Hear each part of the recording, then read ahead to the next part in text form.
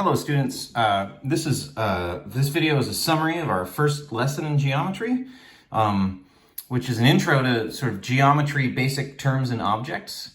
We did all these notes in class, so I've written them here. You can take a moment to pause the video and copy down what I've written, but I'm going to explain these six terms and what they mean, and then we're going to talk about how to write them.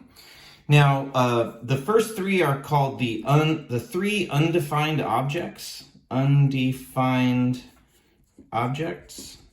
And these three objects are used to build everything else in geometry. So the first is a point.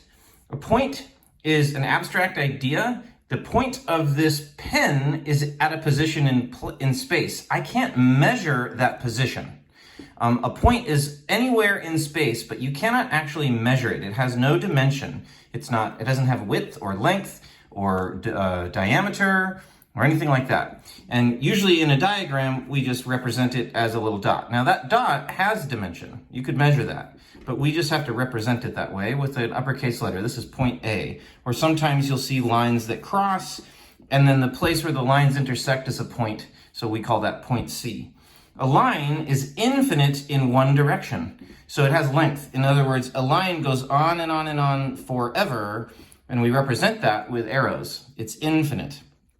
And usually a line will have at least 2 points given that are on the line, like this point S and this point T, so I could call this ST, but I have to, if I'm writing about it, you'll see that I write ST and then I put a little line above it with arrows. I could also call it line TS. A plane is kind of the weirdest one. Imagine a flat surface like a piece of paper that never ends in any direction. So it's infinite in two directions. It has length and width. We aren't going to talk very much about planes for the rest of the year, but you need to know the three undefined objects to really understand geometry. A plane is often represented as, like in a textbook, as a parallelogram like this, but you'll be given 3 points on the plane. You need at least 3 points to make a plane, and then we might call this one plane X, Y, Z. 3 points, any 3 points in space will define a plane. The next three are more interesting. There's the line segment, which is a piece of a line with 2 endpoints. In other words, it is not infinite. It might start at this point Q and end at this point R, and we can call that line segment QR. But notice I didn't put arrows on it. These are the endpoints. I could measure that. I can find the middle of that because that's just a piece of a line. I could also call it RQ. A ray is a piece of a line, but it only has one endpoint. So in other words, a ray like this one here that starts at point A and goes this direction through point B, right? That ray has an endpoint, A, and then it goes on forever. It's infinite in that direction, and we can call that ray A, B, like this. When you name a ray, the first letter always is the end point. Okay, and then you name some other point that it goes through, and then you have an arrow that's pointing to the right. That's how we name rays. Finally, we have an angle, which we can define in a few ways. It's also a rotation around a circle, but I want to think of it right now as 2 rays with a common endpoint. So imagine I have a ray like this one, which we could call like RS. And then if I have another ray like this one, which I could call RT, they have this common endpoint. That makes an angle called SRT. This is an angle symbol, and then SRT. And we'll talk more about angles in the next lesson. So the next part of this lesson was I asked, and you can find this on Schoology, there's this diagram, and I asked you to copy this diagram and then name one line in the diagram in 6 ways, and 10 segments in 20 ways, and 6 rays in 8 ways. If you haven't done it yet, pause the video and try to do this on your own. I'm now going to give you the answers though. I know that there's only one line in the diagram, and it's this one here. And that has 3 different points on it. So I could call that line AB, line AB. I could call that line AC, because it goes through points A and C. I could call that line AB, because it goes through oh, I already said that, didn't I?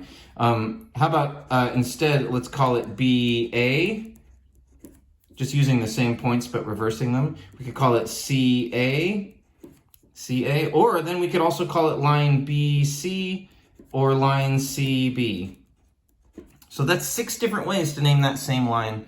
There are actually 10 segments here, and so let's find them really fast. I have AB is a segment, BC is a different segment. They're pieces of lines like this, and then AC is a third segment. So what did I say? AB, BC, and then AC. Those are all 3 different segments. I have AE and FB, those are segments. AE and FB. And then I see a segment here called DE. Let's see, what else? I have EF and FC and EC. Those are all 3 different segments. So that's EF, FC, and EC. So what do I have now? I have 9 segments. I need 1 more. And it must be, I've got AE. Let's see. 1, 2, 3, 4, 5, 6, 7, 8, 9. Oh my gosh, I should have had this ready to go. A, B, B, C, and AC. I think I forgot to add this to the diagram. That's what it is. It's segment EB. That's in the diagram. Oops. Okay, so now I'm in a hurry. I have 6 rays here. I could call this one DE. I have this one called FB. And then in this line, there's lots of rays hidden. See that one there that starts at B and goes through C? That's BC. I could do the same thing going the other way. That's BA. I could also do this, start at A and go this direction. And I could call that AB, because it starts at A and goes through B. I could also call it AC, because it starts at A and goes through C.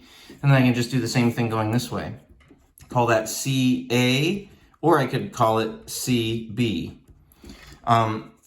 So those are the answers. The last thing that we did in this lesson was we went through 3 terms. The first is congruent. You should pause the video and write this down. Congruent objects are the same size and shape. And a good example of that would be if I draw a line segment, like this one I'd call AB, and then another line segment, which I could call AC. If you see the same number of ticks on those line segments, it means they're the same length. So those are congruent. We could say that AB is congruent to AC. This is the symbol for congruent. It means they're the same size and shape. Collinear means 3 or more points on the same line.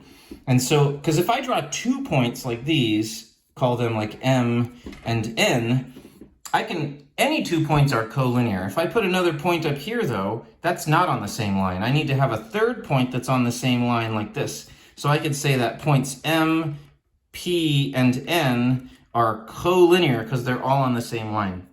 And finally, the word bisect means to chop into 2 congruent pieces. So if I have a line like this one called M, N, and I have a segment like this one, AB, if AB is chopped into 2 congruent pieces by MN, then that means it is bisected. We say it's, because the word bi means 2, so it cuts it exactly in half. We can say that line MN bisects segment AB.